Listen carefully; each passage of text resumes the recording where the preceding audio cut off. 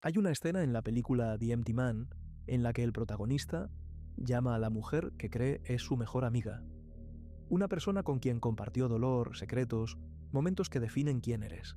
Ella atiende y no tiene la menor idea de quién es él. No es un lapsus de memoria. No es un malentendido. Él simplemente nunca existió. James fue fabricado. Cada recuerdo que carga, la esposa muerta, el hijo perdido, la culpa que no lo dejaba dormir, fue construido pieza por pieza por un grupo de personas que necesitaba algo muy específico de él, el dolor. Porque el dolor era el combustible, y él era la antena. The Empty Man llegó a los cines en octubre de 2020, distribuida por Fox, justo antes de ser adquirida por Disney, sin marketing, sin entusiasmo, en un mundo cerrado por la pandemia. Estaba destinada a desaparecer como una factura olvidada en un cajón, pero la comunidad de horror no la dejó ir, y cuando las personas finalmente la encontraron en plataformas de streaming, se dieron cuenta de que estaban frente a algo que el género raramente produce. Una película que no asusta por lo que muestra, sino por lo que implica. Una película que usa el vocabulario del terror para describir un mecanismo que las tradiciones esotéricas más antiguas del planeta conocen desde hace siglos. La historia de un protagonista que nunca existió. La historia de una entidad que se alimenta de la consciencia humana. Y la historia de un ritual que fabrica a una persona entera. Recuerdos, identidad, dolor, para usarla como vehículo de algo que existe más allá del tiempo y la materia. Todo esto tiene nombre. El nombre del ser fabricado viene del misticismo tibetano. Es tulpa, una emanación creada por el poder del pensamiento colectivo que adquiere carne y consciencia a medida que la creencia que la sostiene se intensifica. Y el nombre de la entidad detrás de todo viene de más lejos aún, de la gnosis, del conocimiento prohibido sobre la naturaleza, de lo que aprisiona la mente humana desde antes de cualquier registro escrito. Ese nombre es Arconte. Y si todavía no conoces el camino etéreo, suscríbete al canal ahora para no perderte nuestros próximos videos y abre tu mente para ver lo invisible. Para entender lo que la película realmente está diciendo, primero hay que entender que es un arconte. La palabra viene del griego antiguo y fue usada por los gnósticos, pensadores y místicos de los primeros siglos de la Era Común, para describir un tipo específico de entidad. Los arcontes son fuerzas o seres que existen para moldear y aprisionar la consciencia humana. No crean nada original, imitan, distorsionan y construyen prisiones, realidades fabricadas que mantienen a los seres humanos atrapados en un ciclo de sufrimiento del cual difícilmente perciben que pueden salir. La prisión no tiene rejas visibles, tiene la apariencia de una vida normal. El detalle más importante: los arcontes no tienen luz propia. Necesitan la consciencia humana como fuente de energía. El sufrimiento, el miedo, la culpa, el duelo, todo eso es alimento. Cuanto más intenso, más específico, más sostenido en el tiempo, más nutritivo para lo que se alimenta de ello. Dentro del pensamiento gnóstico, la humanidad vive sumergida en una realidad que no reconoce como construcción, y son los arcontes quienes mantienen esa construcción en pie, no a través de la violencia directa, sino a través de la ilusión. No destruyen al ser humano, lo vacían lentamente de adentro hacia afuera, hasta que solo queda un recipiente que puede ser usado. Ahora observa lo que el Pontifex Institute hace en la película. El culto fabrica una realidad entera para James. Construye recuerdos, la esposa que murió, el hijo que se fue, el accidente que él cree haber causado. Planta una identidad, una dirección en San Francisco, un pasado con personas que nunca lo conocieron. Usa todo ese dolor manufacturado para convertirlo en un punto de transmisión entre el mundo físico y una entidad que existe más allá del tiempo y la materia. Esto es estructuralmente idéntico a lo que los gnósticos describían como el trabajo de los arcontes: construir la prisión ilusoria, alimentarse del sufrimiento humano y usar al ser humano como vehículo para sus propios fines. La película ni siquiera necesita usar ese vocabulario, solo muestra el mecanismo funcionando, con una precisión que debería ser perturbadora para cualquier persona que tome en serio la idea de que la realidad que percibimos puede ser en alguna medida fabricada. El Empty Man es el arconte supremo. El Pontifex Institute son los agentes que construyen la prisión. Y James es el tulpa, la emanación fabricada por el poder colectivo del grupo, un arconte menor destinado a servir. Las jóvenes víctimas alrededor de Amanda son lo que la humanidad común representa en esa ecuación, manipulados sin saberlo, creyendo en una leyenda mientras son consumidos por ella. Para entender qué es realmente un tulpa y cómo el ritual que describe la película tiene raíces en tradiciones muy anteriores al cine, hay que volver al principio de todo. La película abre en Bután en 1995 con 4 amigos cruzando las montañas del Himalaya. La elección de Bután no es aleatoria, es un reino budista enclavado entre picos que tocan las nubes, donde el mundo físico y el plano espiritual son tratados como caras de la misma realidad desde hace siglos. Colocar el origen del Empty Man allí es decirle al espectador desde el primer frame que lo que viene a continuación no es una leyenda adolescente inventada en una noche de Halloween. Es algo mucho más antiguo. Paul es uno de los 4. En determinado momento, escucha un silbido que nadie más oye. Sigue el sonido, cae en una grieta en la roca. Y allí adentro, incrustada en la pared de la caverna, encuentra un tótem hecho de huesos humanos. Una figura esquelética de 4 brazos en posición de oración, imbuida de una presencia cuyo impacto, al mirarla, es inmediato y total. Paul entra en estado catatónico en ese instante. El grupo lo saca de la grieta y se refugia en una casa abandonada durante una tormenta que se aproxima. El horror que se apodera del lugar no viene de afuera, viene de adentro. Una presencia que trabaja desde dentro, que distorsiona la percepción y dobla la voluntad sin que los personajes puedan nombrar lo que está ocurriendo. La claustrofobia creciente, la desorientación, la sensación de que algo entró junto con ellos sin que nadie se diera cuenta. Todo eso tiene más en común con las descripciones de las montañas de la locura de Lovecraft que con cualquier slasher convencional. Al tercer día, Paul es encontrado cerca de un puente, susurrando frases en un idioma que nadie reconoce, soplando un instrumento de sonido hueco. Entonces, uno de los amigos entra en violencia repentina, mata a los demás miembros del grupo uno por uno y se lanza al precipicio, como si estuviera cumpliendo una orden transmitida en silencio. Paul observa, inmóvil, con los ojos en algún lugar muy más allá de lo visible. Su cuerpo es llevado de regreso a Missouri, y con él va la entidad. El diseñador de la criatura, Ken Barrell, responsable del diseño en películas como Animales Fantásticos 2, It y Godzilla, Rey de los Monstruos, recibió del director David Pryor una instrucción precisa. La entidad debía ser ominosa, sin ser inmediatamente repulsiva. No algo que hiciera huir a las personas a primera vista, sino algo que las obligara a seguir mirando mientras intentaban procesar lo que estaban viendo. La forma cambia a lo largo de la película. Su versión final llevó a los fans a trazar comparaciones con Nyarlathotep, el mensajero de los dioses exteriores, en el universo de Lovecraft. Pero la película se niega a nombrar lo que aparece al final. Nombrar disminuye el horror. La entidad existe más allá de las categorías.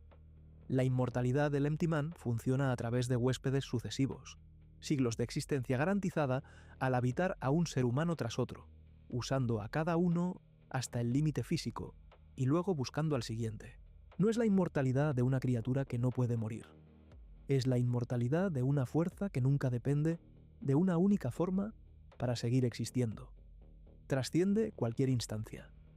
Opera según leyes de la realidad que están por encima de las que gobiernan a cualquier otro ser.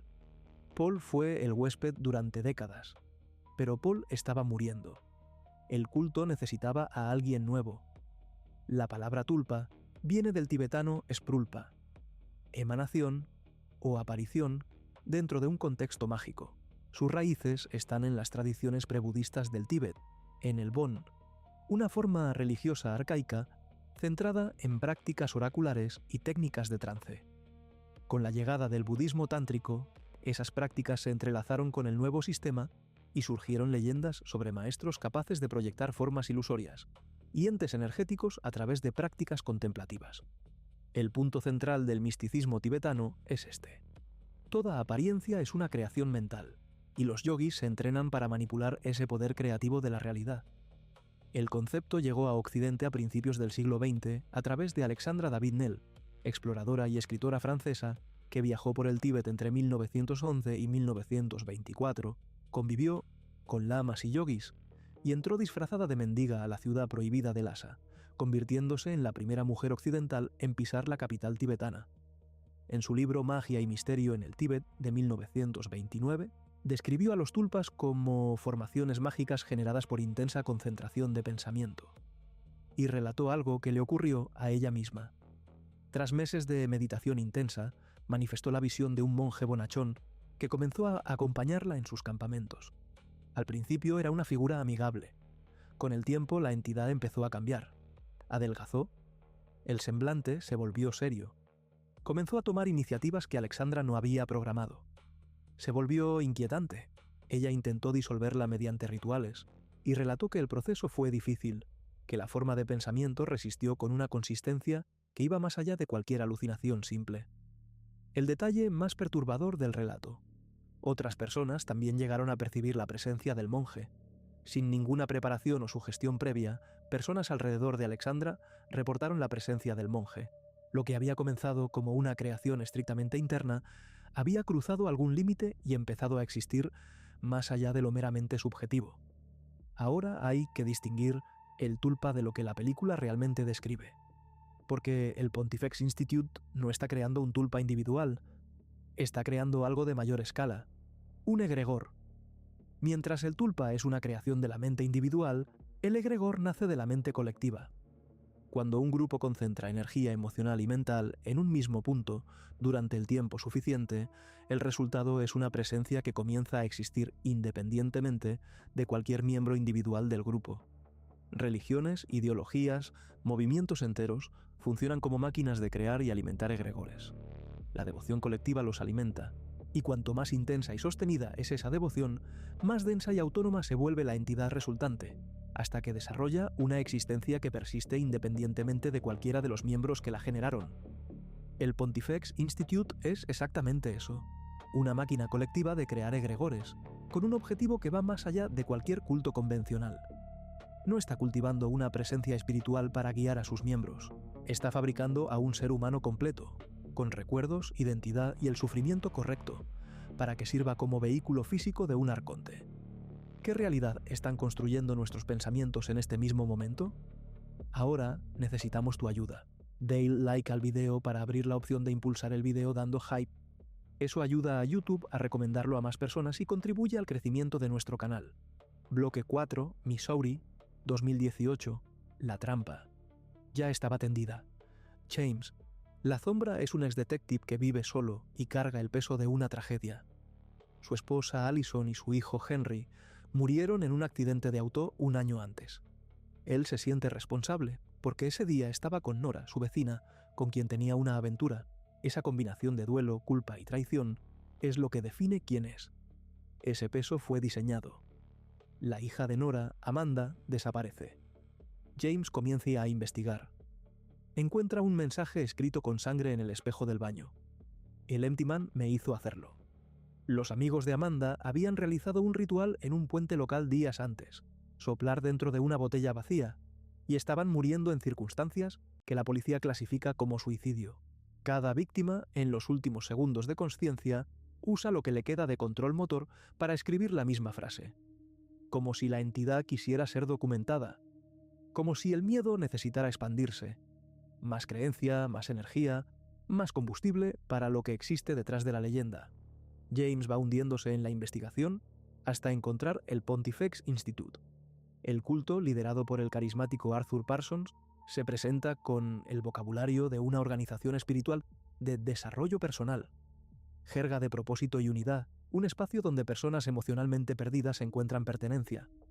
La estructura clásica de cualquier sistema que explota la vulnerabilidad, y Parsons es lo suficientemente preciso para identificar en James exactamente el tipo de sufrimiento que vuelve a alguien receptivo. Parsons cita a Nietzsche en una escena que parece un diálogo común, hasta que entiendes lo que está diciendo. Si miras al abismo por suficiente tiempo, el abismo te mirará a ti. En el contexto del Pontifex Institute, el abismo no es el punto.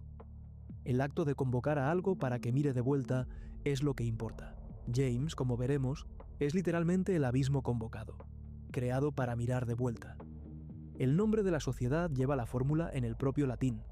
Pontis significa puente, fex significa hacedor. El Pontifex Institute Quiere tender puentes entre el pensamiento y la forma, entre la consciencia y la materia. El ritual de soplar dentro de una botella vacía sobre un puente es la materialización literal de esa metáfora. Un ser vacío soplando en algo vacío, en un lugar de tránsito, para llamar a lo que existe entre los mundos. Siguiendo una pista, James localiza una cabaña secreta usada por el instituto. Adentro encuentra archivos con nombres y fotografías. Amanda, sus amigos, Paul y el propio James. Hay cintas de video con experimentos. Lo que ve en las grabaciones es una cosa que empieza sentada, inmóvil, comportándose de manera inhumana. Escena a escena, comienza a usar los dedos. Exhibe comportamientos humanos rudimentarios. En la última escena de la cinta, crea el logo del culto con lo que parece ser sangre en la pared. La cosa se estaba desarrollando, meditación a meditación, pensamiento colectivo a pensamiento colectivo. El culto la estaba construyendo. Antes de que James pueda procesar lo que está viendo, los miembros del culto perciben su presencia. La escena que sigue es una de las más perturbadoras de la película, no por la violencia, sino por la coordinación. Una silueta se da cuenta de que él está espiando el ritual alrededor de la fogata. El grupo entero se detiene al mismo tiempo, como un único organismo que acaba de detectar una amenaza. Y entonces comienza a perseguirlo por el bosque en silencio, sin urgencia, sin caos, como si supieran que sin importar hacia dónde corra, el destino final ya está determinado. James escapa. Por ahora. Hay un detalle en una de las primeras escenas de la película que la mayoría de los espectadores pasa por alto. James usa un cupón de descuento de cumpleaños en un restaurante. La fecha coincide, era realmente su cumpleaños. Tenía 3 días de existencia. Y en ese restaurante, sin saberlo, celebraba su nacimiento. El Pontifex Institute opera a partir de una ecuación que Parsons verbaliza como si fuera filosofía abstracta. Tiempo más, concentración más pensamiento equivale a carne. Para la mayoría suena como jerga espiritual, pero es una instrucción técnica, es la receta. Para crear a James, el culto necesitaba 3 ingredientes específicos que solo pueden encontrarse en un ser humano, forjado en una combinación emocional muy precisa. Duelo por la pérdida de personas amadas, culpa por una traición que no puede deshacerse y el miedo que nace cuando esos 2 sentimientos se instalan al mismo tiempo y sin salida. Esa tríada emocional es lo que el Empty Man consume como combustible, la frecuencia de transmisión, la señal que la entidad necesita para conectarse al plano físico a través de un huésped. Entonces el culto construyó exactamente esa tríada en James. Inventó a la esposa, inventó al hijo, inventó el accidente e inventó la aventura con Nora. No cualquier traición aleatoria, sino una traición que hizo que James estuviera en otro lugar en el momento exacto en que la familia ficticia moría. La culpa resultante es quirúrgica, diseñada para producir un tipo específico de sufrimiento que funciona como llave en una cerradura. El mecanismo de operación es la repetición. James repetía su identidad falsa continuamente, la dirección en San Francisco, el nombre de la esposa, la fecha del accidente, y esa repetición lo hacía todo real para él. Porque así es como funciona la realidad para cualquier ser humano. Internalizas lo que repites con suficiente convicción. El filósofo Jacques Derrida, cuyo nombre David Pryor colocó de forma deliberada como el nombre de la escuela que Amanda frecuenta, argumentaba que las palabras tienen significado solo dentro de su contexto de repetición. El significado no está en la cosa en sí, sino en la manera en que es usada repetidamente a lo largo del tiempo. James fue creado a partir de ese principio. Sus recuerdos no necesitaban ser reales, solo necesitaban repetirse con suficiente convicción para que él los internalizara como verdad. Si mientes sobre algo durante el tiempo suficiente, termina convirtiéndose en verdad. Él finge hasta lograrlo, aplicado a la existencia de una persona entera. Parsons menciona dentro del instituto que la repetición es la muerte del significado. Cuando algo se repite en exceso, pierde su peso original. La palabra amor, usada para todo, se vuelve vacía. Un eslogan repetido hasta el agotamiento pierde la fuerza de movilizar cualquier emoción. Pero lo inverso también es verdad dentro de la lógica del ritual. Cuando algo se repite con intensidad e intención, por un grupo suficientemente enfocado, en un mismo punto, lo que antes no existía empieza a adquirir forma y consistencia. La repetición colectiva crea, y lo que crea puede eventualmente ganar peso propio, independientemente de quién lo creó. Esto no es exclusivo de la película, es lo que cualquier sistema de creencia colectiva hace, consciente o inconscientemente. Cada vez que un grupo dirige atención y emoción de forma sostenida hacia un símbolo, una idea o una entidad, algo se forma en ese punto de convergencia. Los gnósticos llamaban arcontes a los guardianes de esos puntos. El espiritismo los llama egregores. El budismo tibetano los llama tulpas colectivos. El nombre cambia. El mecanismo es el mismo. Es el egregor convertido en carne. Es el arconte usando la capacidad humana de manifestar realidad a través del pensamiento para fabricar su propio vehículo. James estaba casi listo. Paul está en coma en un hospital de Missouri. El Pontifex Institute lo visita regularmente. Él es el vehículo actual del Empty Man, el huésped que transmite la presencia de la entidad al culto desde hace décadas. Pero Paul está muriendo. El peso físico de servir como puente entre dos planos de existencia está destruyendo su cuerpo de adentro hacia afuera. James llega al hospital. Amanda está junto a la cama de Paul. Y es allí donde ella lo cuenta todo. James fue creado hace 3 días. Cada recuerdo que carga, la esposa, el hijo, el accidente, la culpa, la aventura con Nora, la dirección en San Francisco, es una mentira plantada con técnica e intención por el poder colectivo del culto. Fue construido para ser el próximo huésped. Un recipiente emocionalmente perfecto. La cantidad correcta de duelo, la calidad correcta de culpa, la frecuencia exacta de miedo. Todo calibrado para la conexión con el Empty Man. James no lo cree. Se va, llama a Nora. Ella no sabe quién es él. Va hasta lo que cree que es su casa. El lugar está completamente vacío. No hay ninguna evidencia de que alguien haya vivido allí, porque nadie vivió. El colapso que sigue es la escena más perturbadora de la película, no por ser violenta, sino por ser filosóficamente precisa. Un ser que cree haber vivido, amado, sufrido, cometido una traición, perdido a su familia, descubre que nada de eso fue real, que él es, en la definición más literal posible, un hombre vacío, un recipiente fabricado para un propósito que nunca fue suyo. Y el espectador, que pasó más de 2 horas identificándose con ese hombre, siguiendo sus miedos y sus culpas como si fueran reales, se da cuenta de que fue llevado junto. El laberinto que sigue, James perseguido por corredores mientras la entidad se aproxima, es el rito de paso final, el último intento del ser fabricado de escapar del propósito para el que fue creado. Un intento que el propio diseño del ritual ya había vuelto imposible desde el principio.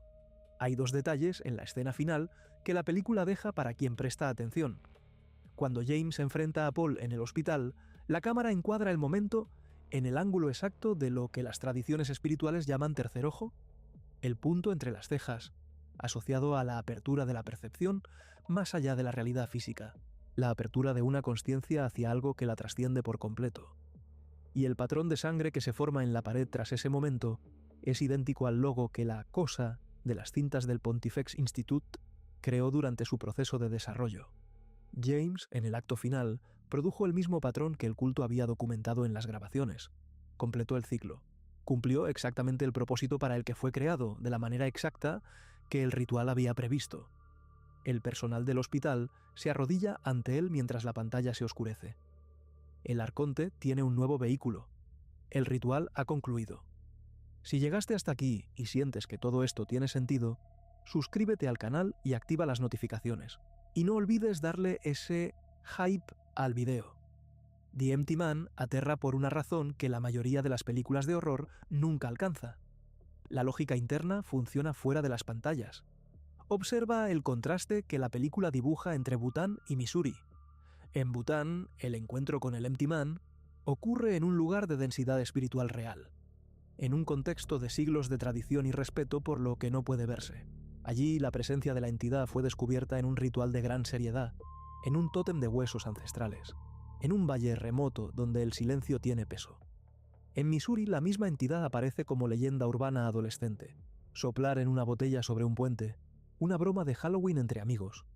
Pero el resultado es idéntico. Las personas mueren de la misma manera. El mensaje es el mismo. La entidad llega de la misma forma. Lo que la película está mostrando con esto es algo que debería ser más perturbador que cualquier escena de horror. La entidad no necesita solemnidad para manifestarse, solo necesita atención, creencia, energía emocional dirigida, sin importar de dónde venga, cuán trivial parezca el origen, cuán consciente sea quien la dirige. James nunca supo que estaba siendo construido. Vivió su prisión como si fuera su vida. Sintió la culpa como si fuera su culpa. Amó a las personas inventadas como si fueran reales. Y esa incapacidad de percibir la trampa mientras se está dentro de ella es la descripción más honesta que el cine ha hecho jamás de lo que la tradición gnóstica llama el sueño de la consciencia, el estado en que el ser humano opera dentro de una realidad fabricada sin jamás cuestionar quién la fabricó y con qué propósito. La frase que uno de los oradores del culto pronuncia en la película cierra todo con una precisión perturbadora. No hay lucha porque no hay distinciones, no hay desunidad. Solo existe la gran nada que une todas las cosas.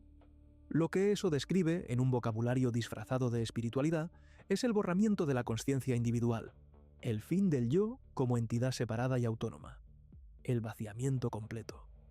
Y un ser humano vaciado de sí mismo es, en la lógica de los arcontes, infinitamente más útil que un ser humano destruido. El Empty Man no necesita personas poderosas, necesita personas que ya se han convertido en recipientes. La pregunta que queda no es sobre James, es sobre lo que estamos creyendo, repitiendo y alimentando día a día, pensamiento a pensamiento, sin darnos cuenta de lo que esos pensamientos están construyendo a nuestro alrededor, sin darnos cuenta de que cada creencia sostenida con suficiente emoción alimenta algo, que la atención colectiva tiene peso, que lo que llamamos realidad puede ser, en partes que no podemos medir, el resultado acumulado de todo lo que la consciencia humana ha concentrado y repetido a lo largo del tiempo, y lo que, del otro lado, está siendo alimentado por eso,